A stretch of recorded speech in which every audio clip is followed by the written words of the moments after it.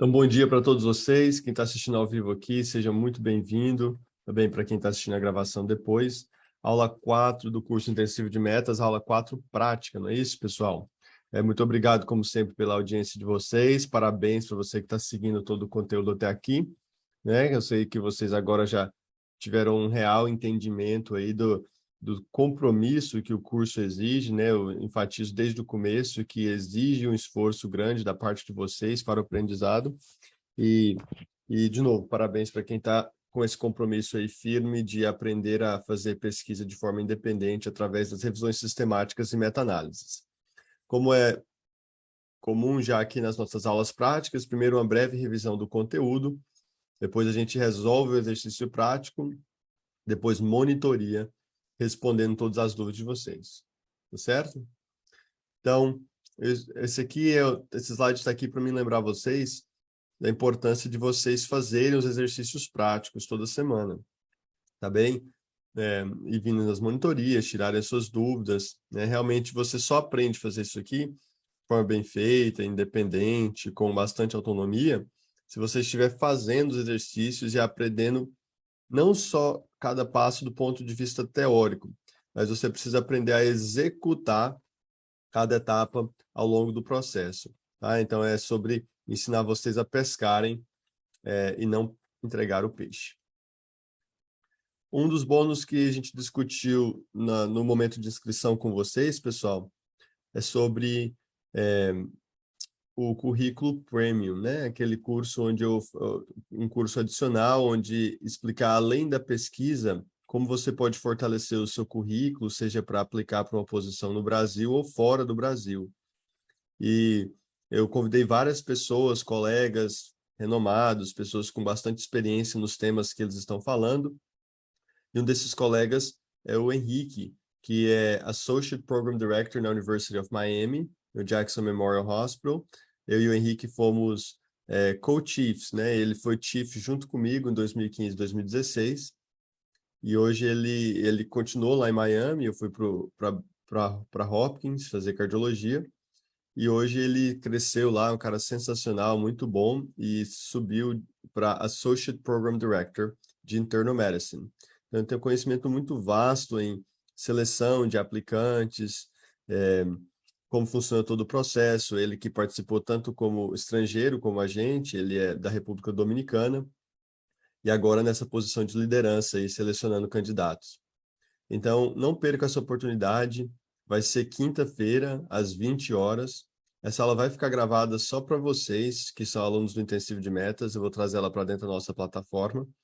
Mas eu quero convidar vocês para assistirem ao vivo, porque vai ter a oportunidade de fazer perguntas. Inclusive, se vocês quiserem fazer perguntas para ele, mandem para mim lá no Instagram, que eu vou moderar depois. Ele vai fazer uma breve apresentação de uns 20 minutos, e aí depois eu vou fazer as perguntas que vocês fizerem, eu vou passar para ele, entendeu?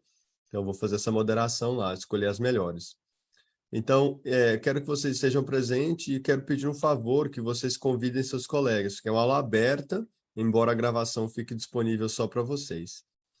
Então, tá aí o convite, quinta-feira, 20 horas. Eu vou mandar o link no grupo, mas vou mandar também para vocês compartilharem pelo Instagram, vou mandar o link da postagem para vocês postarem nas suas redes sociais, convidarem os amigos dos seus grupos e assim por diante.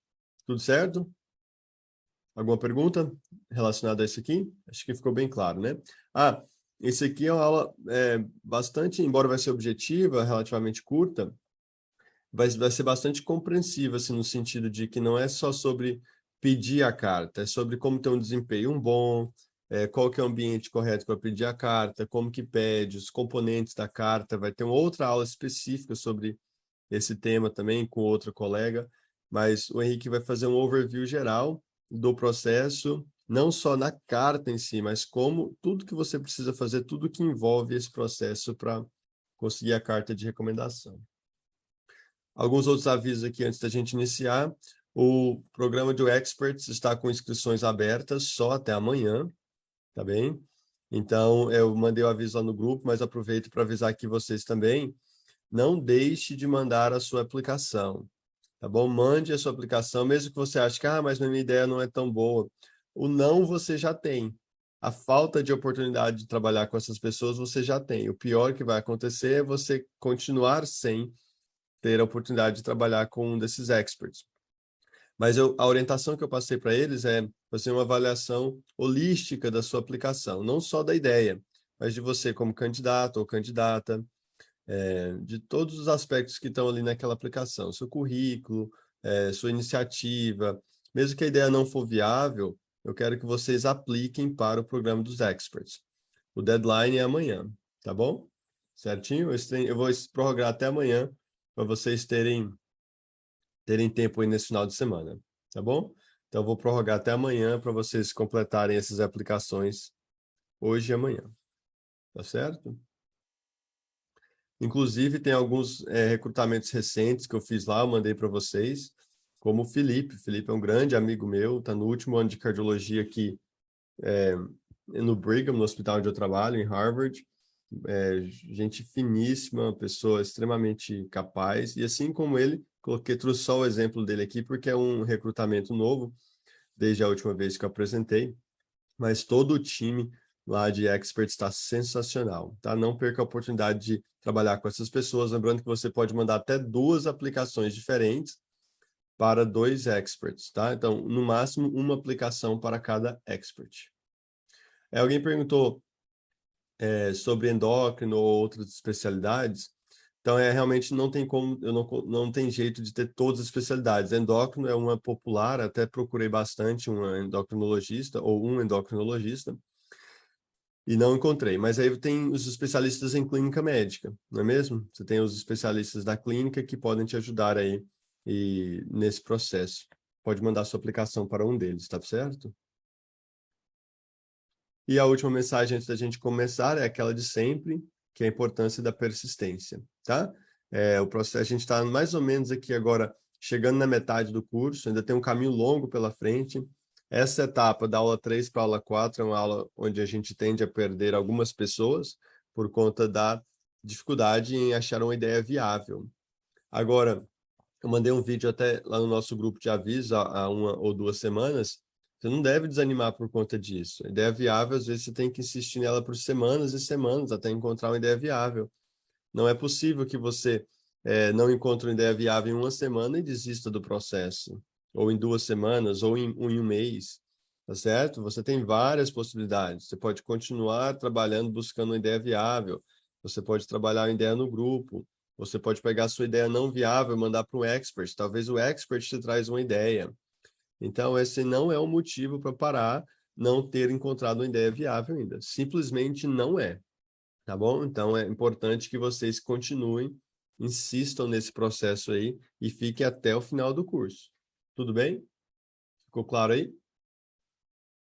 Nossa audiência aqui ao vivo caiu 20% hoje, depois da aula 3 de viabilidade. Esse é um dos motivos. Você não encontra uma ideia viável em 1 semana e desiste, não, acho que você não entendeu a mensagem que eu tenho tentado passar aqui desde do começo do curso. Eu sei que eu estou falando para a audiência errada, eu sei que vocês que estão assistindo não desistiram, mas só deixar um recado, caso alguma dessas pessoas voltem para assistir depois.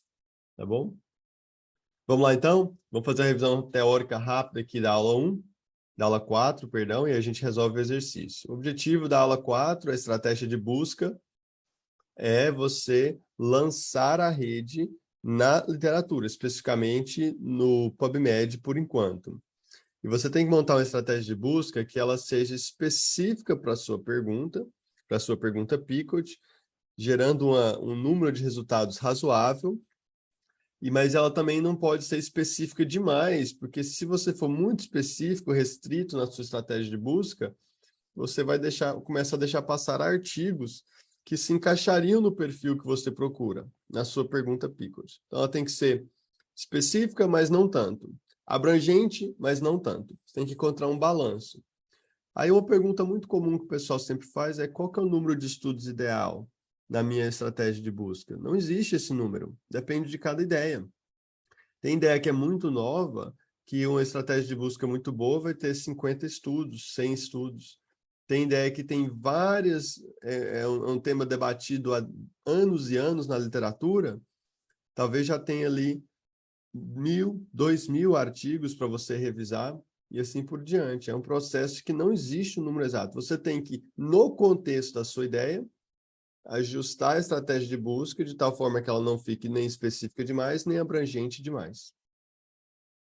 E a gente vai começar nessa aula 4 pelo PubMed. Na aula 5, que vai para o ar hoje, a gravação, eu vou falar sobre outras plataformas de busca também. E o lema dessa aula aqui é esse, né? Publique, mas não complique. Essa aqui é uma estratégia minha, uma recomendação minha, que você não deixe a sua estratégia de busca demasiadamente complexa, né? Ela tem que ser relativamente simples. E aí eu expliquei para vocês quais são as estratégias para fazer isso. Você pode utilizar palavras-chave, operadores booleanos e aspas, principalmente. São as 3 estratégias de busca que funcionam muito bem. Usar palavra-chave, operadores booleanos, né, com os parênteses, organizando os operadores, e as aspas. Tudo bem? Então, lembra da questão das palavras-chave? De onde você tira a iniciativa para começar uma estratégia de busca? Aí você vai ajustando ela, melhorando ela, testando ela, mas você tira o começo dela a partir das suas palavras-chave da pergunta Pickert. Especificamente de 3 componentes da pergunta Pickert: a população, a intervenção e o controle. Foi o exemplo que a gente fez na aula com fibrilação atrial.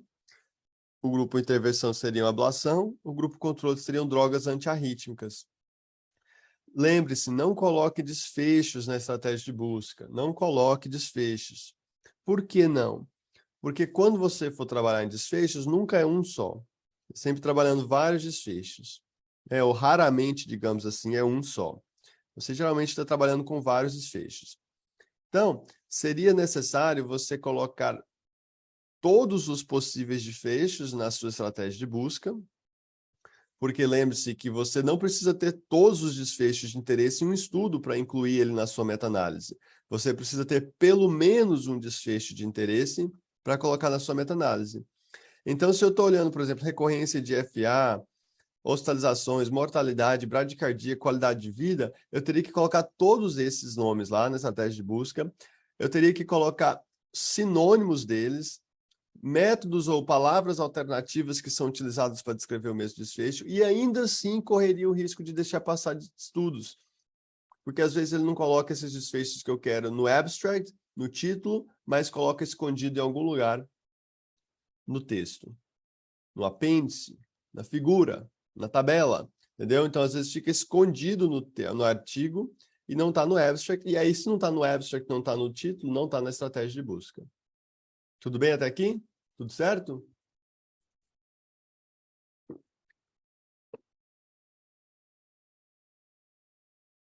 Então, nesse caso aqui, eu escolhi um elemento da população, um elemento do intervenção, um elemento do grupo controle. Fibrilação atrial, ablação por catéter, droga antiarrítmica. Tá? E lembre-se também de quando você for escolher as suas palavras-chave, de incluir termos semelhantes a elas. Então, fibrilação atrial é um que é padrão. Ninguém vai fazer um estudo sobre fibrilação atrial e dar outro nome. É um negócio que é isso e é isso. Tá certo? Mas ablação por catéter, não. Algum estudo pode falar da técnica específica, que é radiofrequência ou criobalão. Quando um estudo fala sobre drogas antiarrítmicas, às vezes ele não usa essa nomenclatura, às vezes ele fala só sobre a droga em si. Então tem que utilizar meldarona, sotalol, flecainida, propafenona, que são drogas antiarrítmicas para FA. Então lembre-se de utilizar os sinônimos e aí coloca os sinônimos do mesmo termo entre parênteses e conecta eles com o operador booleano OR, não é mesmo? Então aqui eu colocaria, eu quero ter a população, a intervenção e o controle. Então eu coloco parênteses para cada um desses elementos e conecto eles com AND, porque eu quero ter tanto a população quanto a intervenção e o controle. Não basta para mim ter só a população e a intervenção. Não basta ter a população e o controle. Preciso ter a população, a intervenção e o controle. Então é parênteses, parênteses, parênteses e conecta eles com AND. Dentro dos parênteses, eu vou colocar os sinônimos. Aí, dentro do parênteses da intervenção, eu vou colocar ablação, radiofrequência, criobalão ou crioablação. Tudo conectado com ou. Porque para mim pode ter tanto ablação com catéter, ou radiofrequência, ou criobalão, ou crioablação. Para mim está valendo do mesmo jeito, está descrevendo a mesma técnica, com palavras diferentes. Então, você usa os parênteses para isso, para organizar os sinônimos entre si, e aí você fecha os parênteses, e aí você conecta ideias diferentes com o conector booleano AND. Dentro dos parênteses, você coloca o conector booleano OR. O próximo passo, depois que você monta a estratégia, é testar a estratégia. Tá bem? Testar a estratégia de busca envolve pegar aquilo que você montou e, de novo, conectado aqui pelos operadores booleanos AND, e trazer um dos artigos, de forma sequencial você traz todos os artigos que você já sabe que se encontram na sua pergunta Pickett. Diz para mim, por favor, no chat, como que eu sei nessa fase, na aula 4, que eu estou montando a estratégia de busca, alguns artigos que já se encaixam na minha pergunta Pickett. De onde vieram esses artigos? Diz para mim, por favor. Sim, vocês estão corretos aí, mas eles vieram de qual fase, especificamente? É o que a Juliana falou. Eles vieram do teste de viabilidade. Na fase anterior, você já tem ali 3, 4, 5, 6. Lembrando que na fase de viabilidade, 3 é o número mínimo. Se você encontrar 5, 6, 7 artigos, você não vai jogar fora ali os 3 ou 4 porque você só precisa de 3. Não, você já vai guardando todos eles. Porque você vai... Quanto mais estudos você tiver, quanto mais inovadora for a ideia, maior a chance de você ter uma publicação muito boa. Tá bom? Então, você vai testar a estratégia com os artigos que você já tem. Aí eu coloco o conector booleano aqui, AND, e o nome do autor poderia ser, por exemplo, para você ver se nessa estratégia de busca caiu o artigo que você sabe que deveria cair. O artigo que já está no seu teste de viabilidade. E claro, algumas vezes não vai dar certo. Mas se não deu certo aqui, isso é uma coisa muito boa. Porque agora você tem a oportunidade de ajustar a sua estratégia de busca para evitar que isso ocorra na próxima fase, quando você tem que revisar todos os estudos. Se você tem que revisar 700 estudos, lá na metade descobre que a estratégia de busca está falha, esse é o grande risco de você perder muito tempo com a meta-análise. Invista seu tempo nesses passos iniciais. Teste de viabilidade, né, para ver se a ideia é boa, e montando uma estratégia de busca vencedora. Porque se você errar aqui, é fácil corrigir. Com um pouquinho de tempo, você corrige, modifica a estratégia e vida que segue. Agora, se você descobrir no final que a sua estratégia de busca estava errada, isso acontece, inevitavelmente acontece às vezes, mas faça todo o esforço necessário para evitar esse erro. E aí você tem que fazer um exercício. Quando a estratégia de busca falhou, você tem que descobrir por que que a estratégia de busca falhou. Onde ela errou. Aí você vai procurar um por um em cada componente, cada parênteses, cada bloco da sua estratégia de busca, você vai procurar por que que deu errado.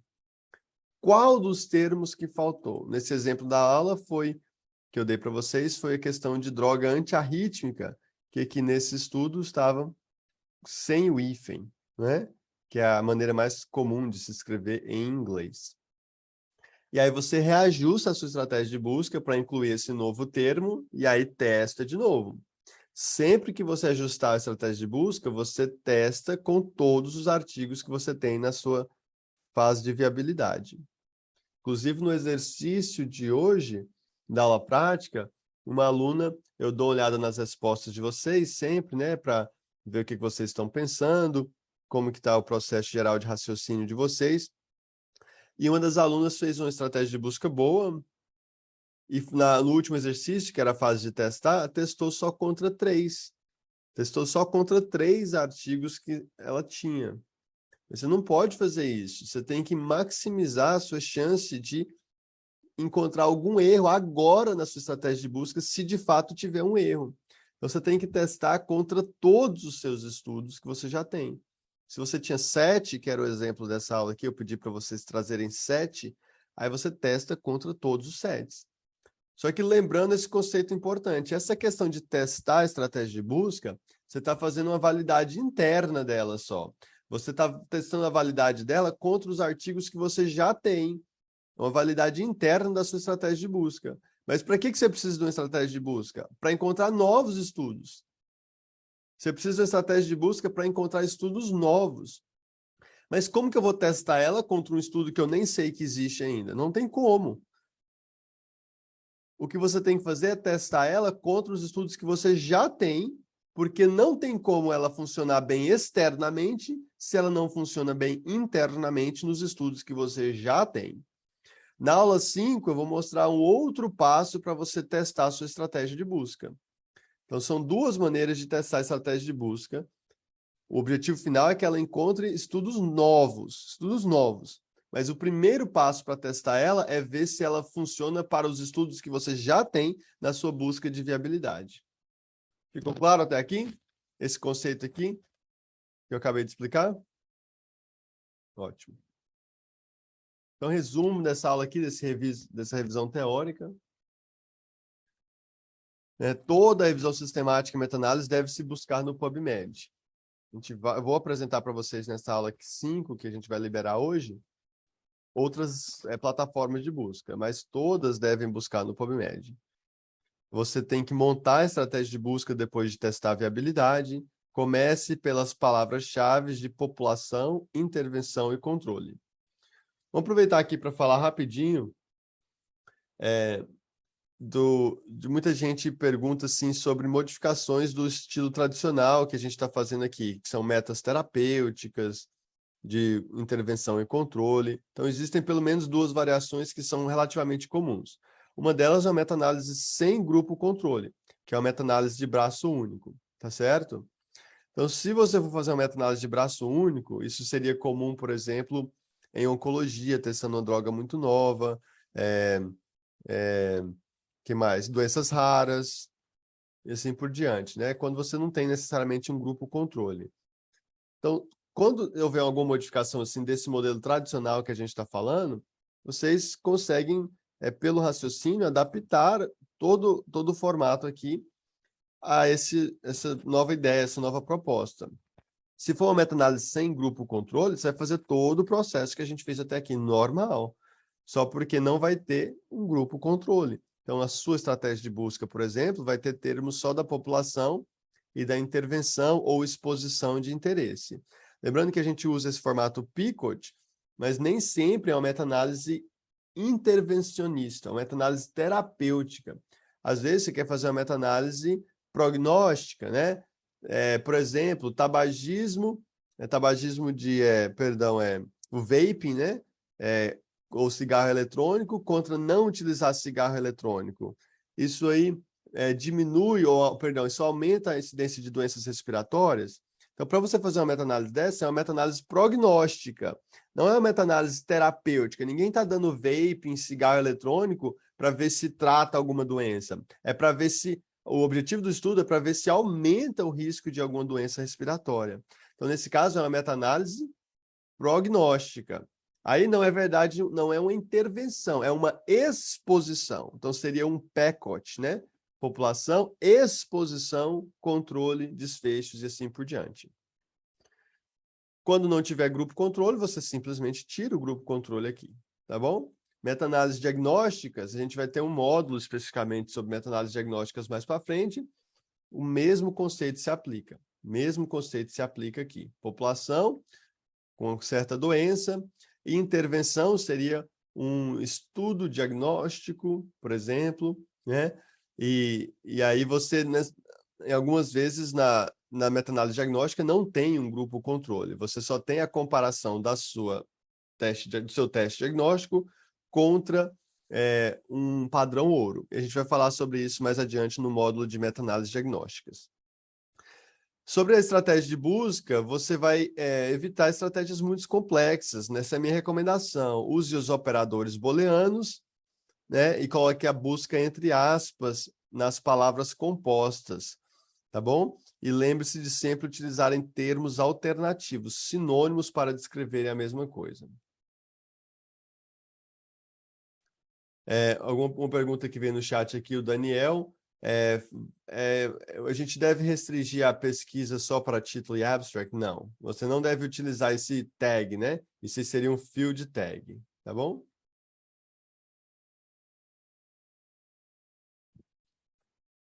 Juliana, eu respondo na aula prática ou na monitoria essa sua pergunta, tá bom? Depois de montar a estratégia de busca inicial, você vai testar a sua estratégia de busca. Você tem que testar ela, aquela validade interna, contra os artigos que você já tem. E aí você vai ajustando a sua estratégia de busca nesse processo. Não encontrou um artigo, vai ver por que que não encontrou um artigo. Se ficar muito restrita, muito pouco estudo, você modifica e amplia. Se ela ficar muito ampla, você tem que dar algum jeito de modificar ela para ela ficar mais restrita. Como que você modifica ela para ela ficar mais restrita? Olha o seu pergunta Picot. Tem algum elemento adicional da sua população, da sua intervenção, do seu controle, que eu posso trazer para a estratégia de busca para restringir ela mais um pouco. No exemplo que eu dei na aula, foi aquele termo first line. Eu queria testar isso aqui em pacientes que eram virgens de tratamento. Droga antiarrítmica ou ablação de catéter em pacientes que nunca fizeram terapia antiarrítmica antes.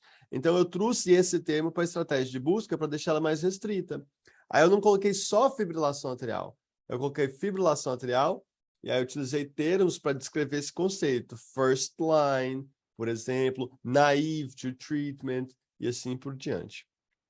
E eu só fiz isso porque ela tinha ficado muito ampla a minha estratégia de busca. Então, você sempre vai ajustando ela para ficar do modelo que ela não é nem tão específica, nem tão abrangente. Bom, vamos fazer a aula prática aqui, resolver o exercício, que eu espero que vai esclarecer algumas dúvidas de vocês. Tudo bem até aqui?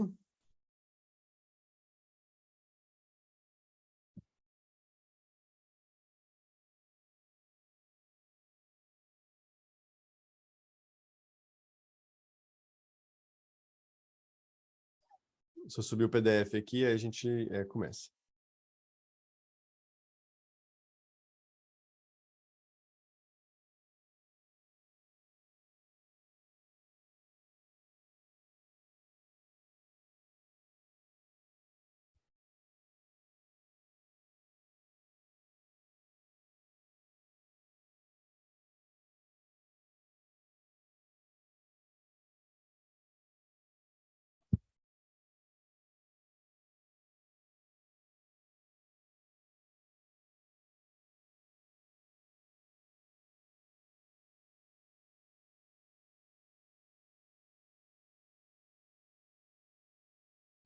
Então, vamos lá, pessoal.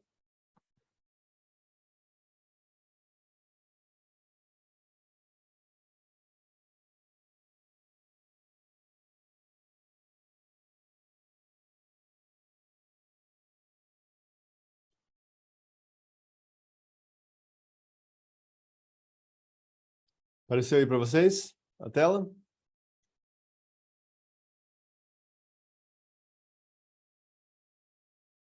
Maravilha. Então, vamos lá. Então, esse aqui é o exercício da aula 4, né? Eu creio que todos vocês já leram o enunciado aqui, mas a dúvida é referente à questão do clopidogrel em pacientes que fazem uso de inibidores de bomba de prótons concomitante, né? Se há uma interação, se o inibidor de bomba de prótons reduz o efeito do clopidogrel. Há uns 8 anos atrás, 7, 6 anos atrás, mais ou menos, isso aqui era uma dúvida muito debatida na cardiologia, na gastro e tal. Então, nesse exemplo aqui, eu já trouxe para vocês aqui 2 estudos que eu já trouxe a controvérsia, né? 2 estudos que mostraram que os desfechos ateroscleróticos, trombose, infarto recorrente, mortalidade cardiovascular, talvez, esses desfechos ateroscleróticos estão aumentados em pacientes que usam, sim, o inibidor de bomba de prótons com clopidogrel. Eu trouxe aqui o estudo do Hall e o estudo do Burkhardt para vocês. E também trouxe 2 estudos, inclusive um deles é um randomizado, que refutam essa conclusão. Eles falam o seguinte: nesses 2 estudos aqui, não teve um aumento de desfechos trombóticos em pacientes que usam clopidogrel com inibidor de bomba de prótons. Tá bem? Então, o estudo do Douglas e o estudo do Bate. Então, o primeiro exercício aqui é simplesmente para montar uma pergunta Picot, né? E aí, como você pode mandar a pergunta Picot é um tema para a gente já debater aqui na nossa aula prática.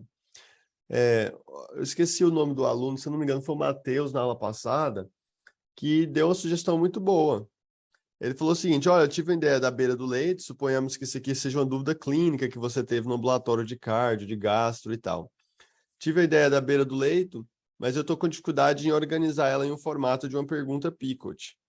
Então, o que o Matheus sugeriu, eu acho uma ideia excelente, é você... Desculpa se eu estiver errando o nome, viu? Não sei se o Matheus está aqui, fica à vontade, ou quem foi que fez essa sugestão, fique à vontade para me corrigir. A ideia foi o seguinte: olha, quando ela nasce a partir da beira do leito, de uma palestra num congresso, quando ela nasce de uma discussão com o professor, ou seja, quando ela não vem de um artigo pronto, é interessante você encontrar um artigo primeiro que discuta justamente a sua ideia de interesse e montar a pergunta Picot a partir do artigo. Tá bem? Isso é um problema que os monitores me passaram também, que notaram que vocês estão com algumas pessoas estão com essa dificuldade na hora de montar uma pergunta Picot. Porque você tem uma ideia que nasce da sua cabeça, no bom sentido, assim, que ela não veio de um artigo pronto. Você tem uma ideia que nasce da sua cabeça, de uma discussão, seja de qualquer método, e aí você monta uma pergunta Picot a partir daquilo, só que ela não tem base na literatura. Ela não tem artigos que fazem exatamente aquela pergunta Picot que você montou. E aí você fica com a ideia não viável. Então, o primeiro passo aqui para a gente montar uma pergunta Picot que tem a chance de ser viável é ter pelo menos um estudo que se encaixe nessa pergunta Picot. Então, quando você tem uma ideia que nasce assim, de forma não organizada, não estruturada, é interessante a gente olhar na literatura e encontrar um artigo que discuta exatamente aquilo que a gente quer fazer e, a partir desse artigo, montar a pergunta Picot. Porque aí você já nasce uma pergunta Picot estruturada que tem base na literatura. E aí você vai testar a viabilidade depois. Ficou claro esse conceito aí? Que não adianta eu montar a pergunta Picot, que é tão inovadora, tão nova, nasceu da minha cabeça aqui, mas não tem estudo na literatura. Então, façam esse passo intermediário aí entre a ideia e a pergunta Picot, quando ela não nasce a partir de um artigo. Tá bom? Ficou legal? Então, vamos lá. Então, aqui, vamos montar a pergunta Picot agora. Para montar essa pergunta Picot, eu vou trazer aqui os estudos que eu já apresentei para vocês, né? Burkhardt, Hall, Douglas e Bate. E se você tem várias possibilidades, a partir de onde você monta a sua pergunta Picot? Não tem uma resposta definitiva. Lembrando que você não precisa fazer exatamente o que os artigos fizeram. A pergunta Picot é sua, você ainda tem essa flexibilidade. Agora, não vá montar uma pergunta Picot que é tão original que ninguém nunca na vida fez aquilo lá. Aí não adianta, você nunca vai fazer a revisão sistemática e meta-análise disso. Então, aqui nesse caso, por exemplo, eu pegaria para fazer a minha pergunta Picot do melhor artigo que a gente tem, um artigo no New England, um estudo randomizado, que é um dos que eu passei para vocês, que é o estudo do Bate. Não é mesmo? Tá certo? Então, aqui nesse estudo, se a gente for analisar ele aqui, eu não vou ler ele todo em detalhe para a gente não perder muito tempo, mas seria basicamente isso aqui, a pergunta Picot, que eu vou mostrar para vocês. Tá aqui, ó. População, usuários de clopidogrel. Repare que no estudo do Bate, ele não especificou qual a indicação para clopidogrel. Ele só falou pacientes que tinham indicação para duplo antiagregante plaquetário, que seria aspirina e clopidogrel, geralmente. Ou seja, poderia ser o paciente infartado, poderia ser o paciente que teve uma outra síndrome coronariana aguda, poderia ser o paciente que fez um stent eletivo, o paciente que teve uma síndrome coronariana aguda e não recebeu stent, o paciente que fez cirurgia cardíaca. Então, são várias populações diferentes que podem ter indicação de duplo antiagregante plaquetário. Então, eu vi algumas pessoas aqui colocando na resposta, por exemplo, uso de clopidogrel, ou melhor, algumas pessoas colocaram bem assim, população, síndrome coronariana aguda, infarto prévio, tá certo? E você não tem problema ser mais específico assim. Só entenda que você está restringindo a sua pergunta Picot quando você faz isso. Porque a que eu fiz e acabou sendo publicada é uma pergunta mais geral, que segue o modelo do estudo do BAT, que é simplesmente assim, olha, usuários de clopidogrel. Por quê? Não sei. Para mim, não interessava. Eu queria ver se o omeprazol diminui a eficácia do clopidogrel. Eu não estava tão interessado no motivo pelo qual o paciente estava tomando clopidogrel. Agora, se você quisesse especificar e falar usuários de clopidogrel que já infartaram, tudo bem, você vai ter menos estudos, vai ser uma análise mais restrita, você vai ter que testar a viabilidade e tal. Mas no meu caso, que é só no meu caso, eu deixei ela bem mais ampla, a pergunta Picot. Pacientes que usam clopidogrel. Por quê? Porque foi o modelo que o BAT fez. E foi o modelo que vários estudos fizeram. Se a gente olhar a tabela 1 do BAT, aqui a gente vai ver o seguinte. Por que que esses pacientes estavam tomando clopidogrel? 71% é por angioplastia eletiva. 40% já teve síndrome coronária aguda. 30% já teve infarto. Claro que dá mais de 100%, porque os pacientes podem ter sobreposição, né? O mesmo paciente teve infarto e teve um stent. 7% teve um AVC. Então, você vê que são indicações diversas aqui para o uso do clopidogrel. E eu quis me espelhar nele para fazer a minha meta-análise. Tá bem?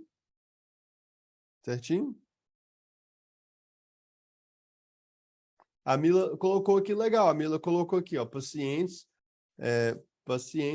com indicação de terapia antiplaquetária dupla. Só que aí, Mila, a gente teria que ser mais específico um pouco, né? Porque você pode fazer dupla antiagregante plaquetário com ticagrelor, com prasugrel e aspirina. Nesse caso aqui, a gente está falando especificamente da interação com clopidogrel. Então, como parte desse duplo antiagregante plaquetário, teria que ter clopidogrel, incluindo clopidogrel. Tudo bem? Ficou claro aí?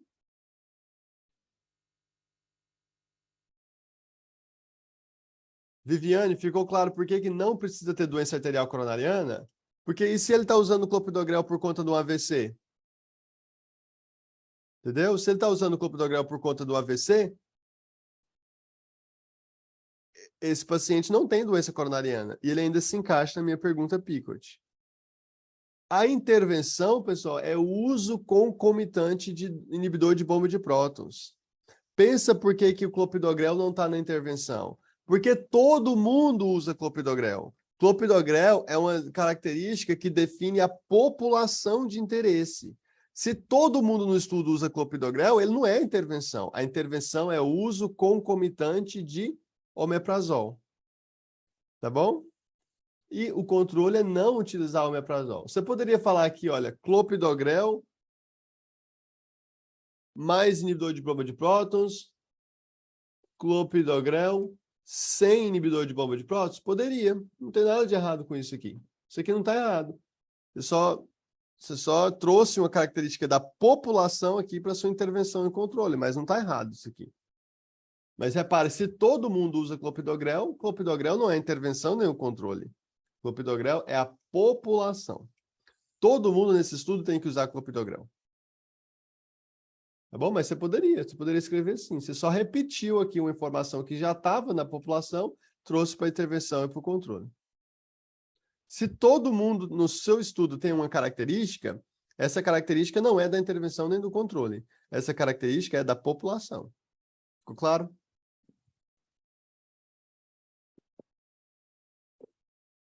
Beleza. Alguma dúvida aqui na pergunta Pico? Vamos terminar, né? Desfechos.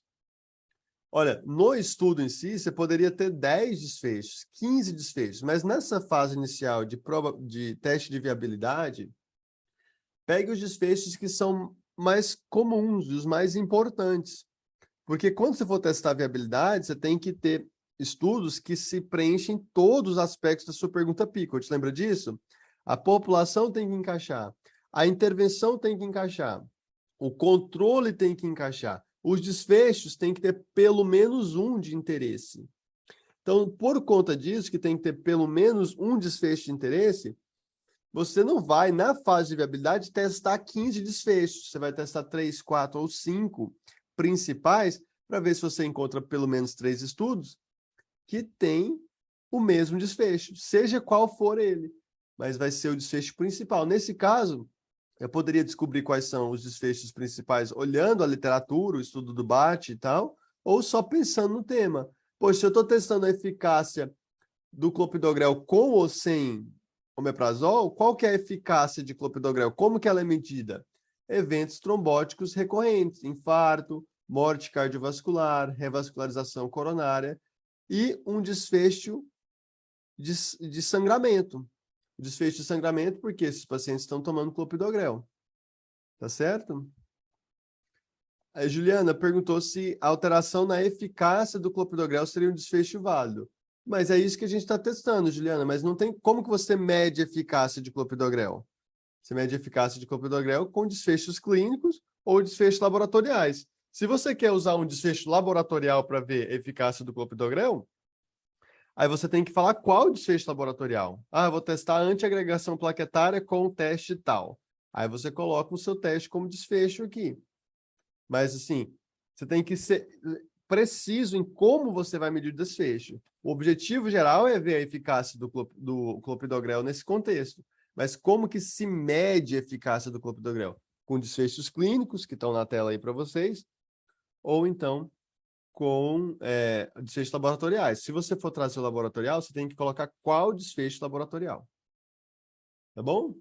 Ficou claro? Ótimo. E aí, no T aqui, o tipo de estudo é um estudo terapêutico, e eu decidi, na minha meta-análise, fazer randomizado ou não randomizado. Né? Na época tinha poucos estudos randomizados, então eu decidi não restringir a randomizados apenas. Então eu trouxe randomizados ou não randomizados. E aí não limitei o tempo, não existe por que limitar o tempo aqui. Alguma dúvida na pergunta Picot ainda, pessoal? A Bruna perguntou se eu poderia colocar Prasugrel aqui também. Bruna, a questão é que, nesse caso, a dúvida é especificamente sobre a interação com clopidogrel. Não é um mecanismo de classe, tá bom? Na maioria das vezes, Bruna, quando você vai testar a intervenção e o controle, na maioria das vezes você pode utilizar várias drogas da mesma classe, a não ser que aquilo que você está estudando for específico para uma droga. Não for o que a gente chama efeito de classe, é o efeito de uma droga. Então, nesse caso aqui, a dúvida era especificamente com clopidogrel.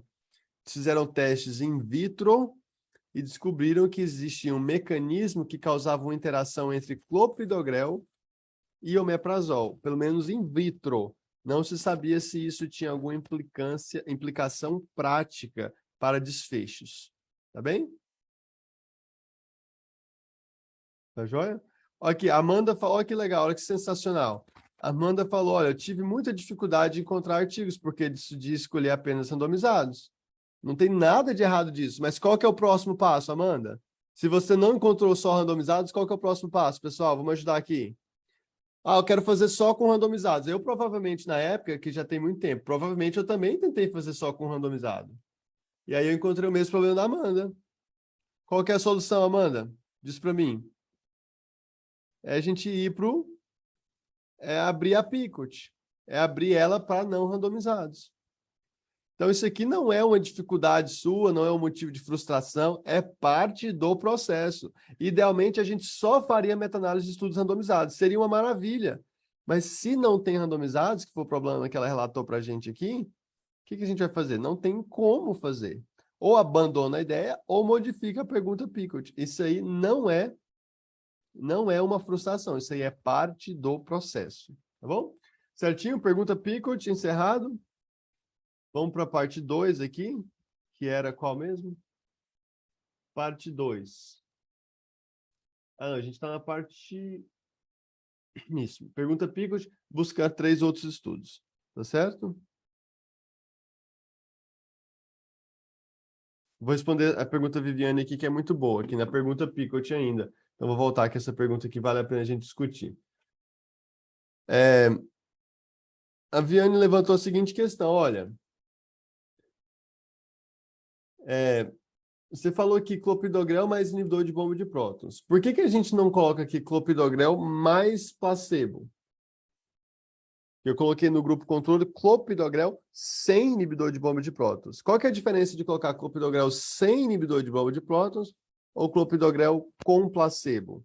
Quem me ajuda a resolver isso aqui? Por que eu não coloquei aqui com placebo?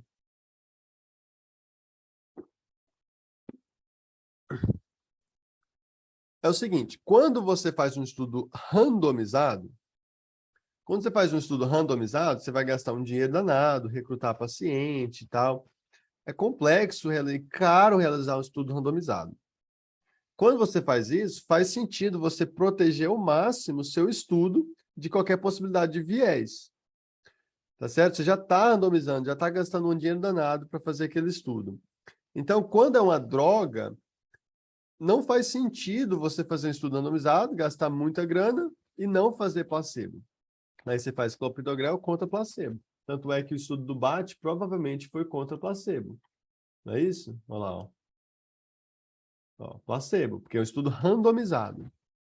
Nem todo estudo randomizado é com placebo. Alguns não utilizam placebo, utilizam uma outra droga e assim por diante.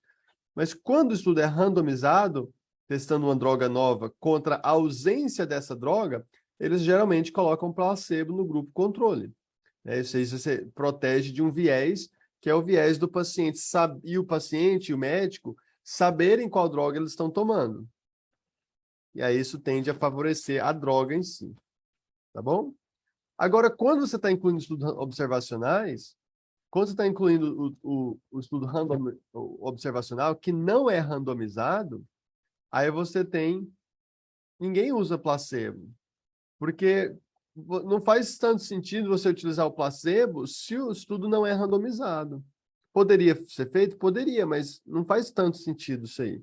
Então, ninguém faz estudo observacional com placebo. Se você for fazer placebo, você vai randomizar. E a gente decidiu que a gente vai abrir para não randomizados, porque não tinha randomizados suficientes. Então, se você vai abrir para não randomizados, não vale a pena você restringir só placebo. As duas informações são conflitantes entre si. Ah, eu vou abrir para não randomizados, mas vou restringir para placebo. Não faz sentido isso. Tá bom? Certinho? Então, vamos lá, pessoal. Agora vamos montar a estratégia de busca? Não, vamos encontrar estudos adicionais, não é isso? Isso. Vamos encontrar estudos adicionais. Eu vi que tem muitas perguntas no chat aqui, eu vou responder nelas na monitoria depois, para não atrasar tanto nossa aula. Já está com quase uma hora de aula aqui. Vamos testar a viabilidade aqui, pessoal. Olha, o primeiro lugar para você testar a viabilidade é na discussão e introdução dos estudos que você já tem, tá bom? Então, vamos fazer justamente esse processo aqui agora. Vamos começar, inclusive, pelo estudo do BAT mesmo. Então, o estudo do BAT, se a gente olhar a própria introdução, olha o que ele passa aqui para a gente. Olha, na introdução. Estudos observacionais, contudo, têm sugerido que pode haver uma interação entre clopidogrel e inibidor de bomba de prótons. Se for real, essa interação pode diminuir o efeito do clopidogrel. Mais para frente, alguns outros estudos observacionais, contudo, não mostraram interação entre clopidogrel e inibidor de bomba de prótons. E é natural fazer isso, não é só esse estudo que fez isso. Se você está escrevendo um artigo sobre um tema, onde você traz resultados novos, a primeira coisa é você mostrar o que já se sabe desse assunto na literatura. Então, o BAT está falando assim, olha, gastei alguns milhões de dólares fazendo esse estudo aqui. Por quê? Porque tem uma controvérsia na literatura. Tem gente que fala que dá interação, tem gente que fala que não dá. Esse mesmo motivo, essa mesma dúvida é o combustível para a nossa meta-análise. Foi o combustível para o BAT fazer esse estudo, foi a motivação para ele fazer esse estudo, e é a mesma motivação para a gente fazer a nossa meta-análise. Essa controvérsia. Então, eu vou pegar os artigos que mostram essa controvérsia. Então, se você olhar a referência do 18, 19, 28 e 29, são estudos que se encaixam na nossa pergunta Pickard. 18, 19, Howe, a gente já tem o Howe, inclusive, Jurlink, e os outros são O'Donoghue e Depta. Tá? Então, a gente já tem aqui outros estudos que se encaixam na nossa pergunta Pickard. Se eu trazer o Douglas aqui para vocês também, que é outro estudo, que eu mostrei para vocês.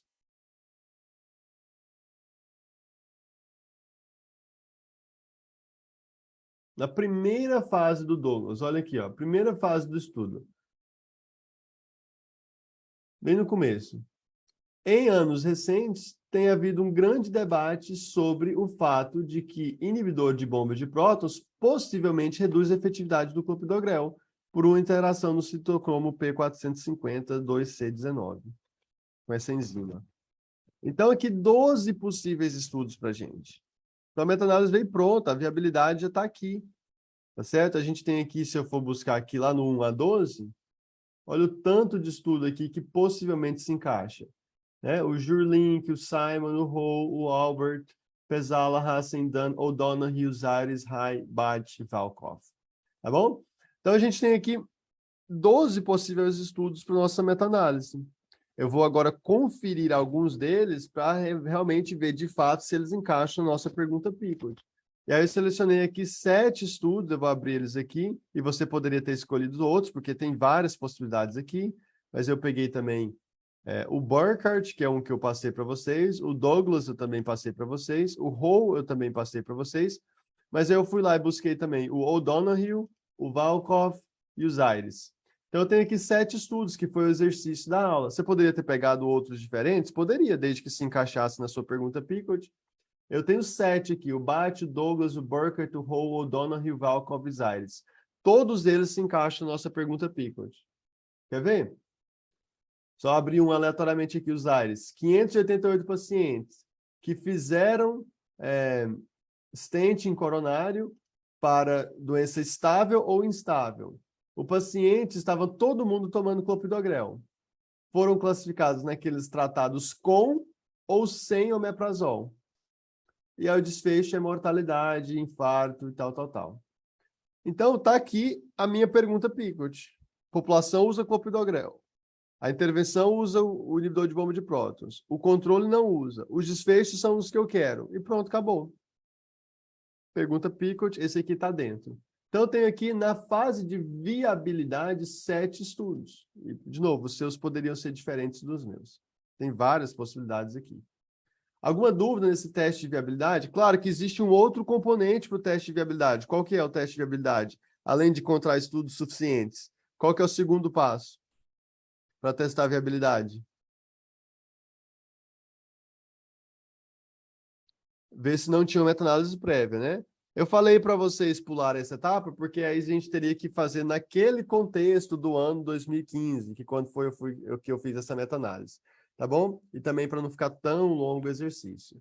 Mas como que faz essa busca? É só ir no PubMed e colocar termos genéricos relacionados à nossa população, intervenção e controle, e colocar end meta-análises, tá bom? Eu já ensinei isso aí para vocês na aula de viabilidade. É uma fase muito importante, né? Você testar se não tem meta-análise prévia. Se tiver, você tem que modificar a sua. Nesse caso, eu modifiquei como? Eu fiz várias coisas diferentes na minha meta-análise. Vou até mostrar ela aqui para vocês como que eu modifiquei isso aqui, tá bom? Vamos lá. Olha que interessante. Vou aproveitar essa discussão aqui para ver como que eu modifiquei a minha meta-análise, especificamente nesse caso. Eu publiquei ela em 2015. Já tinha sido anos depois dessas publicações, né? Mas tinham tido novas publicações e tal. Então, vamos ver na minha introdução aqui, olha. Isso aqui que vocês vão fazer. Quando tiver uma meta-análise prévia, não inviabiliza necessariamente a sua meta-análise. Só que você tem que ver se você pode modificar ela de forma significativa. É aquilo que a gente discutiu na aula de viabilidade. Tá? Olha aqui, ó, eu falei, existem várias meta-análises prévias sobre esse assunto. Eu tenho que justificar para o revisor, para o leitor, por que eu estou fazendo uma meta-análise se já tem muitas meta-análises prévias. Eu coloquei aqui pelo menos 4 ou 5, né? Meta-análises prévias. Coloquei 5 meta-análises prévias aqui. Mas, olha por que eu fiz isso aqui. Só tem uma frase bem simples que justifica, nesse caso, por que eu estou fazendo de novo. Na verdade, tem duas. Uma delas é essa aqui. Desde que essas meta-análises foram publicadas, e a última já tem 3 anos, já tem mais de 50 mil novos pacientes que foram testados com essa pergunta Picot. Tá bom? Tá certo? Pessoal, algumas perguntas no chat aqui. Esse exercício não tinha nada a ver com encontrar meta-análises prévias. Eu só falei que eu só estou relatando aqui, nesse momento aqui, como que foi o raciocínio meu naquela época, só para vocês aprenderem, tá bom? Mas não tinha, no exercício em si, nada sobre buscar meta-análises prévias. Eu só mencionei aqui que, olha, para focar no exercício dessa aula, eu já adianto que tinha uma meta-análise prévia. Aí eu falei que ia aumentar o número de pacientes e eu decidi que a ideia era viável. Agora a gente vai para o próximo passo. Então, não tinha essa discussão no exercício sobre buscar uma meta-análise prévia. Eu estou explicando o raciocínio para vocês aprenderem como modificar uma meta-análise prévia quando ela existe. E aqui, olha, eu modifiquei ela de duas maneiras. Tinha muito novos pacientes, tinha mais de 50 mil pacientes. E, em segundo lugar, eu procurei testar fatores que modificam a interação entre clopidogrel e inibidor de bomba de prótons. Eu fiz análises de subgrupos, basicamente, é isso que eu fiz. Então, eu fiz análise de subgrupo com inibidor de bomba de prótons específicos, com populações específicas, população de síndrome coronária aguda, população que usa duplo antigrante plaquetário. Então, eu fiz a modificação das meta-análises prévias dessas duas maneiras. Eu incluí mais pacientes e eu fiz análise de subgrupos. Ficou claro esse conceito de que você pode refazer meta-análise até mesmo quando existem várias meta-análises prévias, desde que você possa modificar de forma significativa essas meta-análises prévias. Você tem que saber justificar por que que você está fazendo aquilo lá de novo, sendo que tanta gente já fez meta-análises prévias desse assunto. Então, aqui eu tinha aqui muitos novos pacientes, muitos novos estudos, e eu conseguia fazer várias análises de subgrupo. Tá bom? Certinho? A Bruna falou se só a análise de novos pacientes, novos estudos, torna uma meta-análise viável. Viabilidade, pessoal, é um conceito contínuo, é escala contínua, né? Eu sei que a gente trata ela de forma binária, né? Sim ou não, e ajuda muito a explicar, entender o conceito. Mas a verdade é que é uma escala contínua. O que é viabilidade? A probabilidade de publicação e mais, probabilidade de publicação de alto impacto. Quanto mais inovação você trouxer das meta-análises prévias, seja com mais pacientes, sejam com mais estudos, maior a chance que ela vai ser viável e maior o impacto dessa publicação. Tá bom? Provavelmente ela teria sido publicada só com 50 mil de pacientes novos? Provavelmente. Teria o mesmo impacto? Não sei. E, de novo, é só um provavelmente. Eu não tenho certeza que ela teria sido publicada se eu não tivesse feito esses outros fatores aqui. Tá bom? Então, isso é uma escala contínua que a gente trabalha. Eu sei que às vezes eu trato viabilidade como uma forma binária, mas a verdade é que existe viabilidade para uma revista muito boa, viabilidade para uma revista fraquinha, e, claro, tem tema que não é viável de jeito nenhum. Você não consegue publicar nem que a vaca tussa. Tá bem? Vamos para o 4.3? Montar uma estratégia de busca? Alguma dúvida? João, ficou claro essa questão aqui do ano 2010, João Roberto? Era só para exemplificar aí como que foi o raciocínio. Só confirma para mim que tá tudo certo aí, por favor. Então vamos lá, pessoal. Vamos falar aqui sobre montar a estratégia de busca. Então vamos lá, com vocês, hein? Estratégia de busca, vamos lá? Ah, entendi. Deixa eu ver onde que eu coloquei aqui. Ah, entendi. Eu vou tirar isso aqui da próxima vez. Obrigado, viu? Ah, entendi que você está falando por conta dos estudos, não é isso? Ah, tá. Erro meu, João, perdão. Você não tá, a sua pergunta não foi em relação à questão das análises prévias que eu estava discutindo. Foi por conta que alguns estudos que eu trouxe foram publicados além do ano 2010. Entendi. Erro meu. Total. Perdão, viu? Esse aqui era só para introduzir o tema. Não era que necessariamente para vocês buscarem só até o ano 2010. Perdão, viu? Desculpa por esse erro aí. Vou tirar isso aí da próxima vez. Ok, vamos lá então montar a sua estratégia de busca.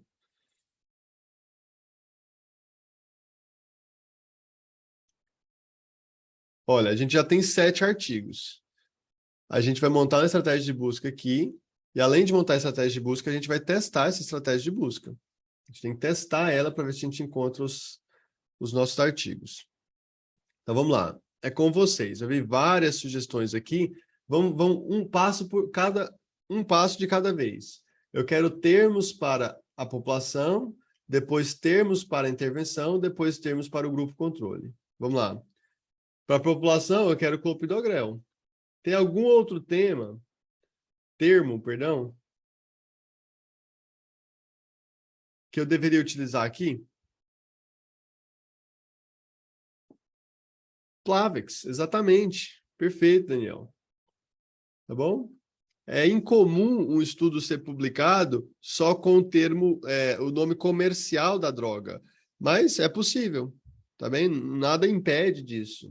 Então, para descrever a população, eu coloquei clopidogrel or Plavix. E o Elmo foi perfeito aqui, eu vi muita gente colocando aqui na população síndrome coronária aguda, infarto prévio, AVC, dual antiplatelet therapy e assim por diante. Tá bom? Se você quisesse fazer só com dual antiplatelet therapy, tudo bem, mas aí seria uma outra pergunta Picot. Aqui eu decidi fazer, aqui eu fiz no estudo, foi simplesmente pacientes sem uso de clopidogrel, por qualquer motivo. É aquilo que eu falei para vocês no começo. É a minha pergunta Picot, ela espelhou eu decidi fazer com o uso de clopidogrel, independente de ser duplo antiagregante plaquetário ou não, independente se o paciente teve um AVC ou um infarto ou um stent, eu simplesmente peguei todo mundo que usa clopidogrel. Você poderia ter sido mais restrito? Poderia. Talvez você não teria feito uma meta-análise com 100 mil pacientes, que tomou 2 semanas inteiras de férias, trabalhando dia e noite sem parar, para conseguir fazer isso aqui. 39 estudos, 214 mil pacientes. Tá bom? Talvez teria sido uma boa ideia restringir. Eu não estou falando que é uma ideia ruim, mas seria uma ideia diferente do que eu fiz. Eu não restringi. Eu falei, olha, uso de clopidogrel está de bom tamanho para mim.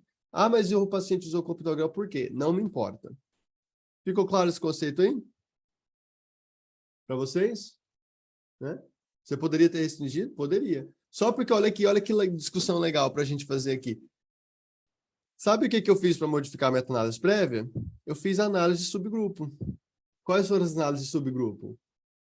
A mesma pergunta em pacientes que utilizaram duplo antiagregante plaquetário, em pacientes que tiveram síndrome coronária aguda, em pacientes que usaram omeprazol, ou que usaram esomeprazol, ou pantoprazol. Então, existe a vantagem de, no critério de inclusão, na pergunta Picot, ser mais abrangente e depois fazer essas restrições na análise estatísticas, em subgrupo. Por quê? Porque você acaba com... Dá mais trabalho, claro que dá mais trabalho, mas você acaba com muito mais estudos, muito mais pacientes, e além disso, você tem mais subgrupos. Isso agrega muito para a sua meta-análise. Revisores acham interessantes, leitores gostam. Então, você acaba explorando subgrupos dentro de um guarda-chuva de uma população maior.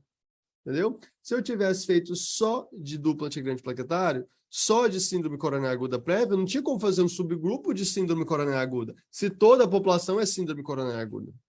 Tá certo? Entenderam o conceito aí? Então, eu escolhi só clopidogrel. Você poderia ter feito clopidogrel com infarto prévio. Clopidogrel com aspirina, ou seja, duplo antiagregante. Eu fiz só clopidogrel. Então, esse aqui está a minha população aqui. Intervenção, pessoal. Intervenção. Exatamente. Proton Pump Inhibitor. Entre aspas, tá? Entre aspas. É bom também colocar o plural. Opa, é or agora, né? Porque a gente... Tá bom? Or PPI. Muito bom. Claro que se alguém utilizar PPI, ele vai provavelmente escrever por extenso também, mas é provavelmente. Tem algum maluco, talvez, que escreveu só PPI no artigo inteiro, esqueceu de escrever por extenso? Não sei, é possível. Tá bem? Tá bom? Olha que legal, o Breno deu uma sacada boa aqui. Ele falou, olha, se eu coloquei o plural aqui, deu uma diferença significativa de estudos. Suponhamos que tenha aumentado em 300 estudos. O número importa? Não, importa o que é correto ou o que é errado. É correto ou certo eu adicionar o plural? Pensa, se tiver o plural, eu estou interessado ou não no estudo que tem isso aqui no plural? Eu quero ou não quero o estudo que tem isso aqui no plural? Eu quero. Então, se aumentar em 1000 estudos, eu não vou restringir tirando esses 1000 estudos, eu vou restringir de alguma outra maneira. Tá bom? Porque o correto, a gente não monta estratégia de busca pensando em número de resultados. A gente monta estratégia de busca pensando no equilíbrio entre não ser abrangente demais, nem restrito demais. Tá bom?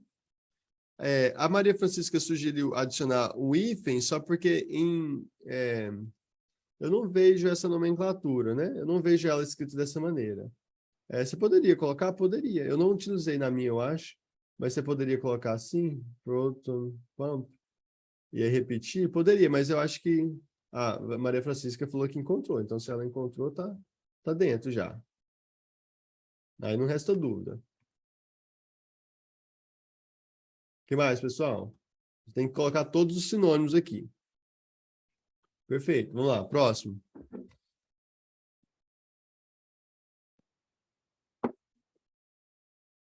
Alguém mais? Só isso? Tá bom? Podemos encerrar e jogar no PubMed? Omeprazol, muito bom. O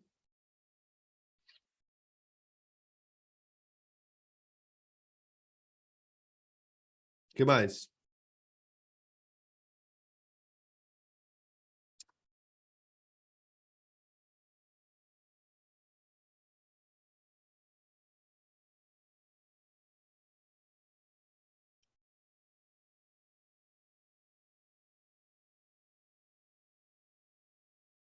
Exatamente, coloca os outros.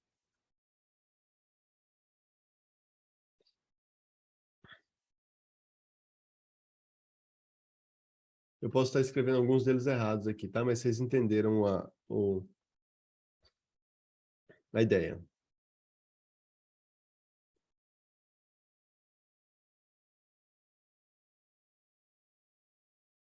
Lansoprazol com S. E faltou rabeprazol também. Aqui eu coloquei em aspas, mas não precisa. Essas que são um nome só, não precisa de aspas, não.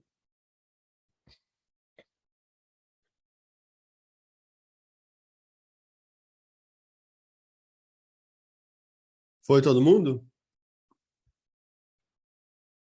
Foi, né? Isso. Então, olha que interessante agora, pessoal. Quando o grupo controle é a ausência do grupo intervenção, você não coloca um novo termo para descrever o grupo controle.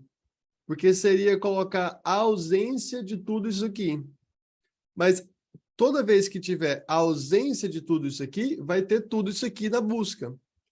Então, eu não tenho como colocar isso na estratégia de busca quando a intervenção e o controle é a ausência da intervenção, eu não vou colocar nada sobre o grupo controle lá. Se fosse placebo, eu colocaria aqui and placebo. Mas não é placebo, é simplesmente a ausência de intervenção. Então, não vou colocar aqui and no PPI, por exemplo. Não, porque se você não usou o no, e se ele usou with or without, não tem como você testar a ausência de uma intervenção na sua estratégia de busca. Por quê? Porque você vai colocar os termos da intervenção.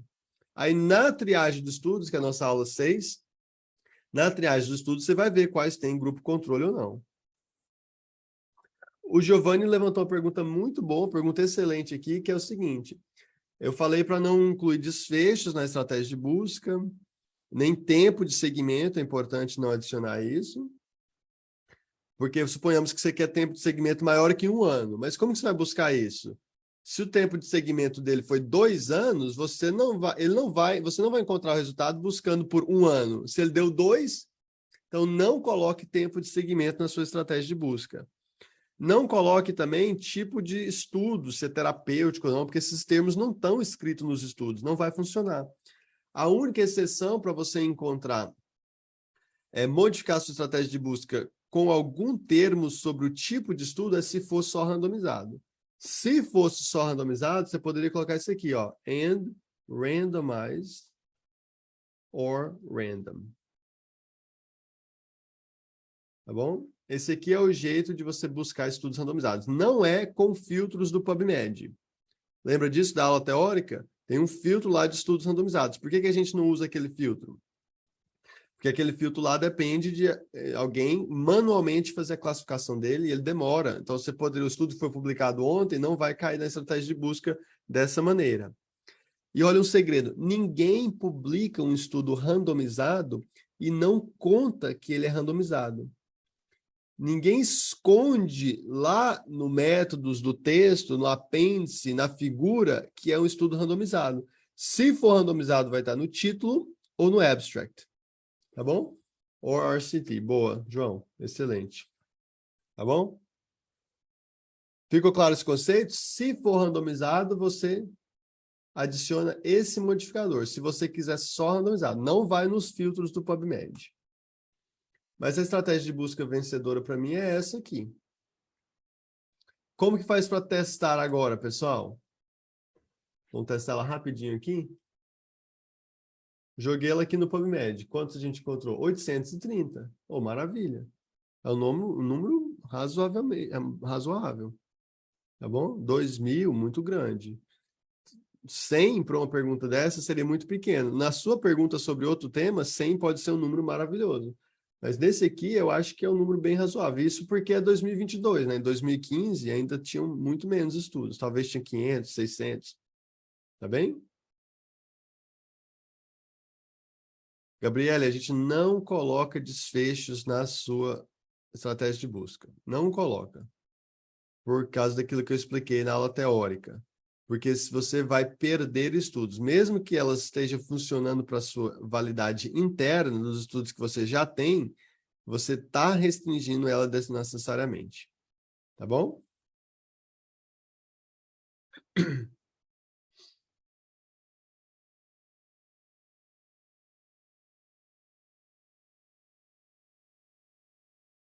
Beleza, pessoal, muito bom. Então aqui a gente vai testar o resto, né? Agora a gente tem que fazer assim, olha, NBAT, entendeu? A gente vai testar. O BAT já publicou 19 estudos, só ele, sobre esse tema. Então tá lá o que a gente achou, que é aquele do New England, tá aqui, caiu na busca. Tá bom? O que mais? And Burkhardt. É com T ou D?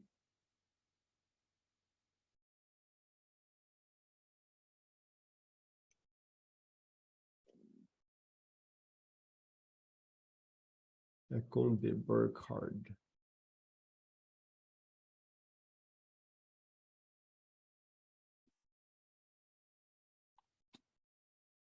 Olha lá, encontramos o outro também. Então eu vou testar um por um aqui, olha. Os dos 7 que eu tinha. Eu tinha 7 estudos. Encontrei o Douglas também. É rapidinho, ó. Encontrei o Hall, será? Hall 2008. Tá aqui o Hall 2009, na verdade. Encontrei também. Todo mundo tá entendendo o que eu tô fazendo aqui?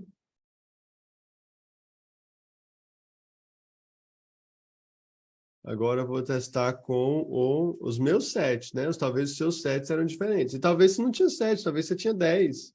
Testa com os 10. Você não quer descobrir depois que a sua estratégia estava errada. Tá bom? Valkov, achei também. Zaires. Para a gente fechar, encontrei todos os meus, viu? Todos os meus estavam nessa estratégia de busca aqui. Para a gente fechar, eu vou só mostrar alguns exemplos bem rápido de erros que eu vi, digamos assim, nas respostas de vocês, para a gente aprender aqui. A gente fecha, eu vou para a monitoria. Olha aqui. Uma estratégia de busca aqui que alguém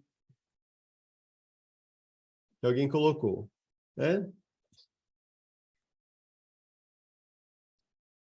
Descreveu o grupo intervenção parcialmente, né? Faltou vários inibidores de bombas de prótons diferentes aqui. Na população, clopidogrel entraria, mas antiplatelet não, eu não quero antiplatelet, eu quero clopidogrel.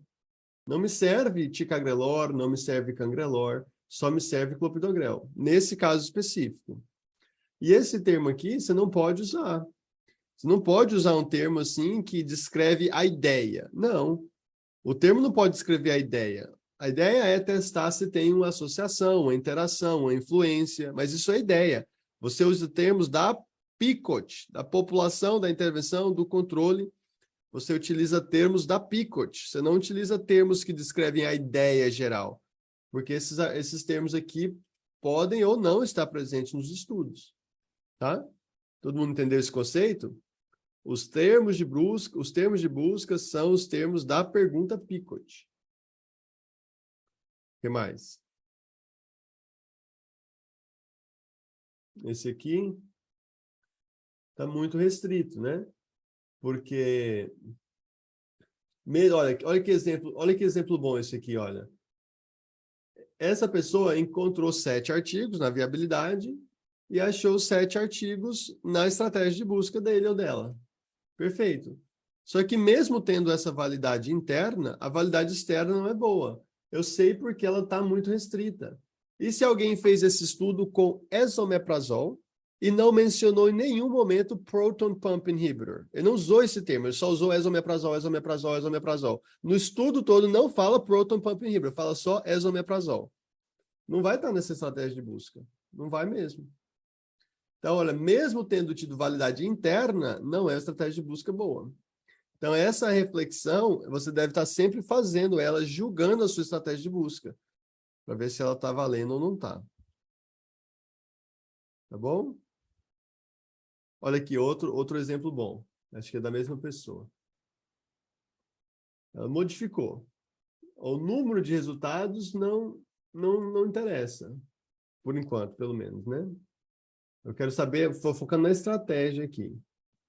Ó, nesse caso aqui, ó, se você não vai restringir randomizado ou não randomizado, tanto vale ser coorte, observação, qualquer tipo de observacional, esquece isso da estratégia de busca. Você só vai colocar o tipo de estudo na estratégia de busca se for só randomizado. E aí você vai utilizar RCT, Random, Randomized. Tá bom? Tá certo? Alguém falou ali no chat, se eu entendi o comentário, eu posso ter entendido errado, eu olhei bem rápido. Alguém falou que quando você busca assim random, ele já inclui a busca por randomize. Não, não. Tá bom? Não, não. Você tá, randomize com S. Ah, falou para adicionar o randomizado com S, entendi. Tá, tá. Porque o americano é. Peraí, que agora eu me confundi aqui.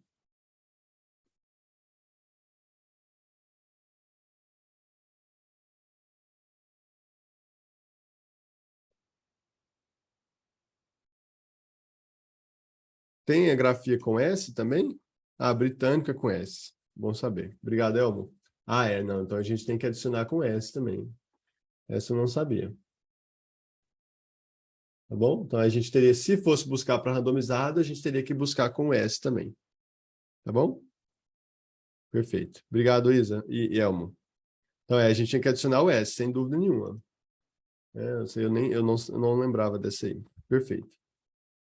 Então vamos lá, olha aqui, só para a gente finalizar, eu tenho mais um exemplo aqui, que é esse aqui, olha. Clopidogrel, muito bem, muito bom. A pessoa não colocou aqui Orplavix aqui, mas é um erro, digamos assim, mínimo. Então eu poderia melhorar aqui adicionando Orplavix. Ótimo. Aí a pessoa colocou omeprazol, or proton pump inhibitor, or PPI, está muito restrito aqui, né? Porque eu colocaria omeprazol. Omeprazol está escrito errado, é com E em inglês. E colocaria os outros, tá? Aí, aqui a pessoa colocou várias outras indicações para o clopidogrel. Se você estivesse fazendo só em doença arterial coronariana, só em síndrome coronária aguda, tudo bem. Mas não é o caso aqui. E mesmo assim, essa busca teria ficado confusa aqui, né? Porque o que antiplatelet está fazendo aqui se você está discutindo a indicação do antiplaquetário?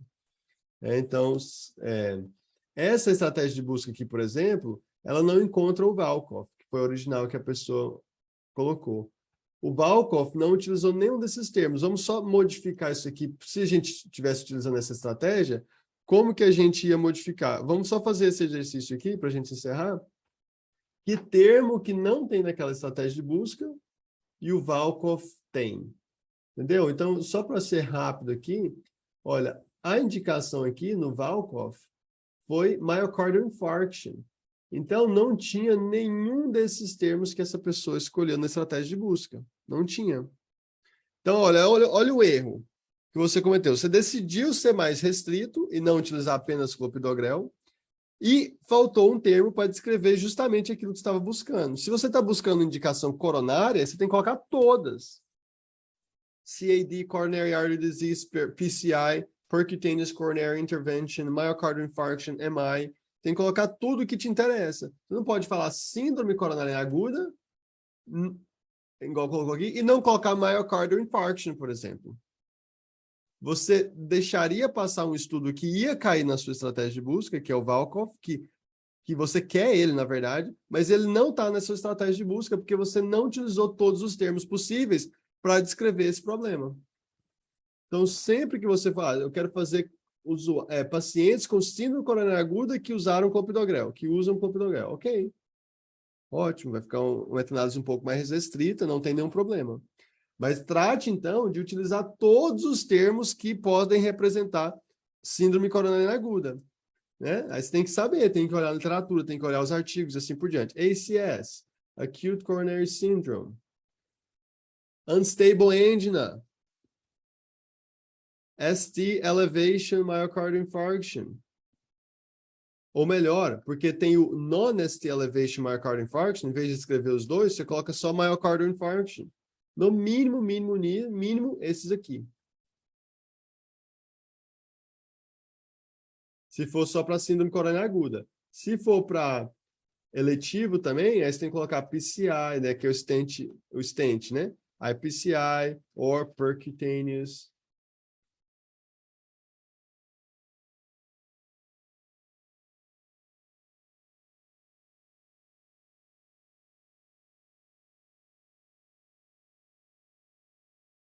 Algo assim, entendeu? Então, você tem que realmente pensar em vários termos se você for utilizar uma população, uma subpopulação nesse caso. Tá bom, pessoal? Deixa eu só ver se tinha alguma coisa mais para finalizar antes de acabar a aula aqui. Alguma outra coisa que eu queria passar para vocês. Se não tiver, a gente vai encerrar em um instante e fazer a monitoria. Maravilha.